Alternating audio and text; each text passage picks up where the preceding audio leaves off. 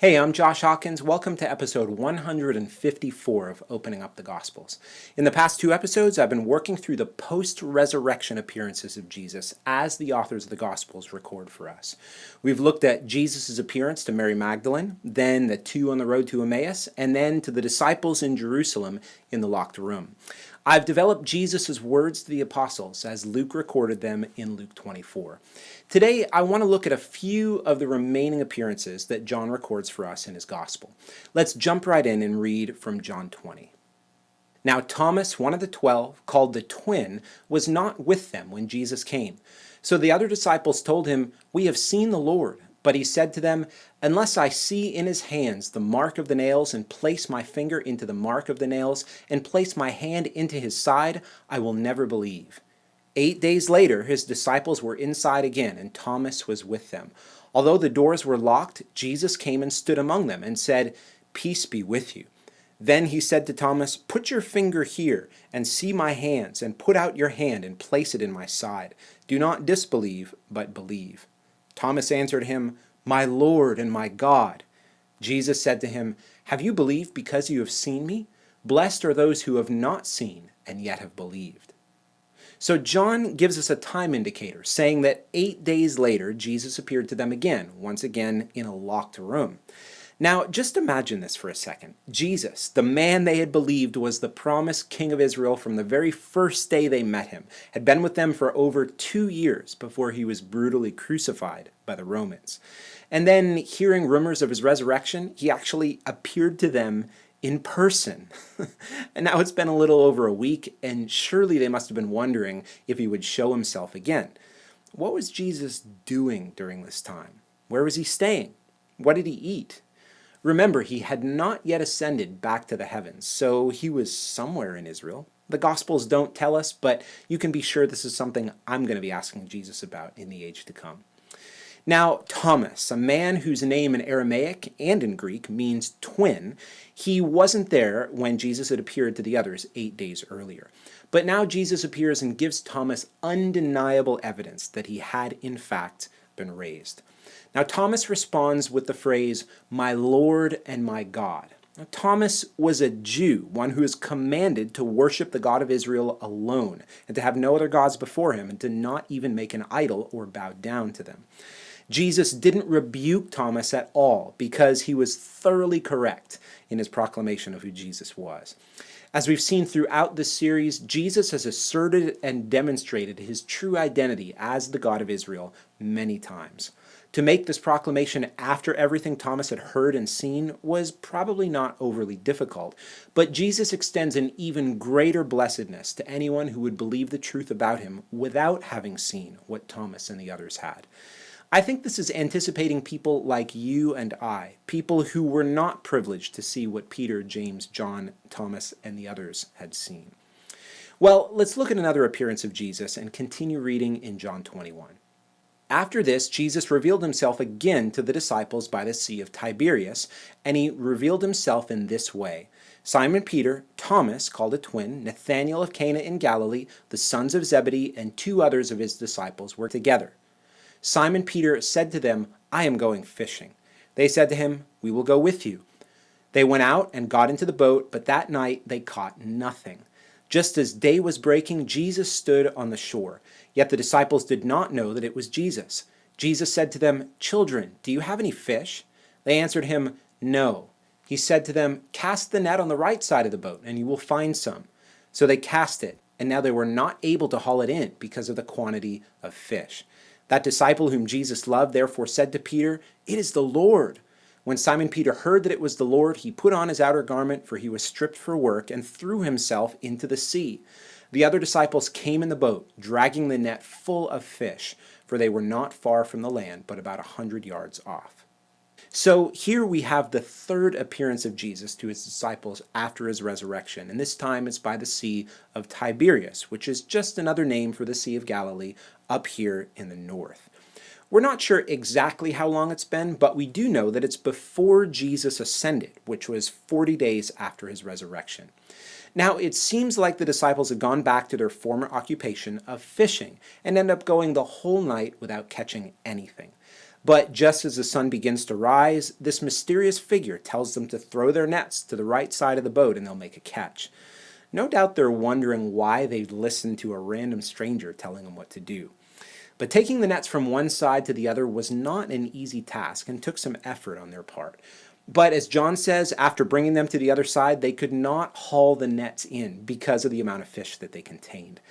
And because of this miracle, John turns to Peter and says, "It's the Lord." So Peter, interestingly enough, gets dressed and then jumps into the sea to swim about 100 yards to the shore. There's a number of reasons why he could have put on his outer garment first, but I'm sure he couldn't contain his excitement. Only the Lord Jesus could have exercised such authority over his creation to lead the fish into the nets. Let's keep reading in John 21. When they got out on land, they saw a charcoal fire in place with fish laid out on it and bread. Jesus said to them, "Bring some of the fish that you have just caught." So Simon Peter went aboard and hauled the net ashore, full of large fish, 153 of them. And although there were so many, the net was not torn. Jesus said to them, "Come and have breakfast." Now none of the disciples dared ask him, "Who are you?" They knew it was the Lord. Jesus came and took the bread and gave it to them, and so with the fish. This was now the third time that Jesus was revealed to the disciples after he was raised from the dead. An interesting thing in this section has to do with John's specific detail about the number of fish that have been caught. John's memory, it's vivid, and we see him recount many small details like this in his gospel, but some scholars and commentators have noted that the specific number 153 represents a word determined by its numerical value, and it could be connected to passages like Ezekiel 47, verse 10. Now, while this is certainly intriguing, I think we need to carefully consider how much weight we put on numerical analysis like this. The biggest takeaway point is that Jesus performed yet another miracle and revealed himself to the disciples for a third time. Well, let's wrap up this scene from John 21. When they had finished breakfast, Jesus said to Simon Peter, "Simon, son of John, do you love me more than these?" He said to him, "Yes, Lord, you know that I love you." He said to him, "Feed my lambs." He said to him a second time, "Simon, son of John, do you love me?" He said to him, "Yes, Lord, you know that I love you." He said to him, "Tend my sheep." He said to him the third time, "Simon, son of John, do you love me?" Peter was grieved because he said to him the third time, "Do you love me?" And he said to him, "Lord, you know everything. You know that I love you." Jesus said to him, "Feed my sheep. Truly, truly, I say to you, when you were young, you used to dress yourself and walk wherever you wanted. But when you are old, you will stretch out your hands, and another will dress you and carry you where you do not want to go." This he said to show by what kind of death he was to glorify God. And after saying this, he said to him, "Follow me." Now, these words of Jesus here on the shore of the Sea of Galilee have been often used in sermons and exhortations. Many have noted that in the Greek, Jesus and Peter are using two different words for love here, agape and phileo. In many sermons that I've heard, agape is a Greek word that means the type of love that God has, and phileo is just a brotherly kind of affection. But there's a few important things to consider here. First, there was no such concept in the Greek world as the unselfish love that God has. The Greeks had many gods and knew nothing of the God of Israel. The same goes for the verb phileo. In fact, these two words are used interchangeably throughout the New Testament. For example, Jesus in Matthew 10:37 says, "Anyone who loves phileo, his father or mother, more than me is not worthy of me." And in Luke's gospel, we see that the verb agape has absolutely nothing to do with unselfishness. In Matthew 6:24, Jesus says, "No one can serve two masters, for either he will hate the one and love, agape, the other, or he will be devoted to one and despise the other. You cannot serve God and money." Now, the other important point to consider is that Jesus and Peter were not speaking Greek here on the shores of the Sea of Galilee. What you've heard in sermons about these verbs may make for great preaching, but certainly is lousy interpretation. Finally, let's talk about what Jesus is doing here with Peter. Of course, we know that Peter denied Jesus 3 times. We looked at those instances back in episode 138.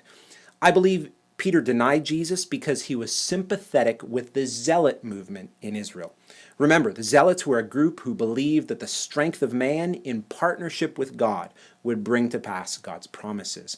This is what led to the many insurrections and revolts of the time. We talked about the Maccabean revolt back in episode 35, and I talked about the zealots back in episode 108. Peter's sympathy with them was exposed on several occasions. First, when Jesus said that he was going to go to Jerusalem to suffer and be killed, Peter replied with, "Never, Lord." Also, Peter drew his sword at the capture of Jesus in Gethsemane, striking off the ear of Malchus, the servant of the high priest. Peter believed that Jesus would establish his kingdom through an insurrection, and the age to come would be established with the strength of man in partnership with God. Peter then denied the Lord because Jesus had been arrested, just like all the other failed zealot messiahs.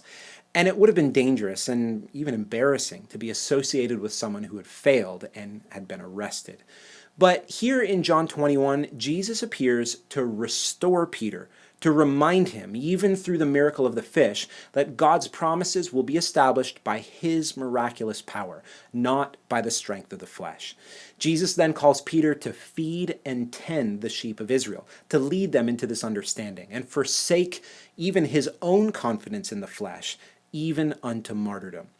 It was in this way that God would be glorified, not through the strength or the accomplishment of man, but through self-sacrificial love and an assurance of hope in God's promises to be established by his hand alone.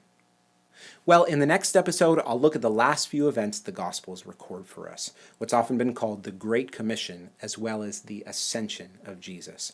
Find all the past episodes in this series on my website, www.joshuahawkins.com/gospels. God bless, and I'll see you next time.